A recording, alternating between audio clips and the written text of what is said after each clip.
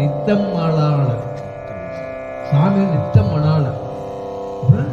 தினசரி சாமி கல்யாணம் உண்டு. எப்போதுமே சாமிக்கு தினசரி கல்யாணம் உண்டு. ஆண்பாள சொன்னோம்னா சிவபெருமானுக்கு நித்த மணாளர், அம்பாளுக்கு நித்திய கல்யாணி. அம்பாளுக்கு நித்திய கல்யாணி, நித்த மணாளர் நாள்தோறும்.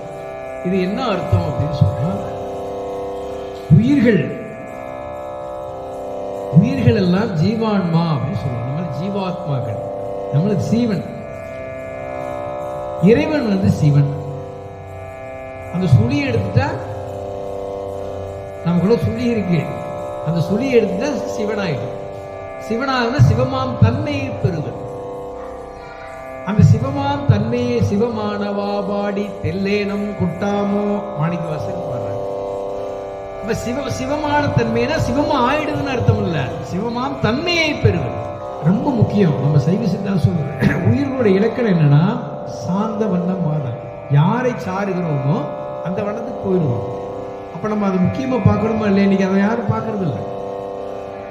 இன்னைக்கு நம்ம செல்போன் வந்துருச்சு, டிவி வந்துருச்சு, எல்லா பிரச்சனையும் வீட்டுக்குள்ளேயே வந்துருச்சு. அவங்க சார்ந்து எல்லாருமே போயிடுறாங்க. அதனால அந்த வண்ணமா எல்லாரும் ஆயிட்டாங்க. அதான உண்மை. அப்ப நல்ல தன்மையை பெறுவது, உலகத்திலே மிகச்சிறந்த நல்ல தன்மை யாருன்னா சிவபெருமான்ட்ட தான் இருக்கு. அந்த தன்மை அவர்கிட்ட தான் இருக்கு. அப்ப நம்ம என்ன பண்ணணும்? அவரை சாரணும். அவரை சார்ந்தா அந்த தன்மையை பெறுவோம், அவராயிட மாட்டோம். அதான் முக்கியம். சிவபெருமானாவே யாரும் ஆயிட முடியாது. சிவமாம் தன்மையை பெறலாம். அப்ப நித்த மணாளர் இறைவன்.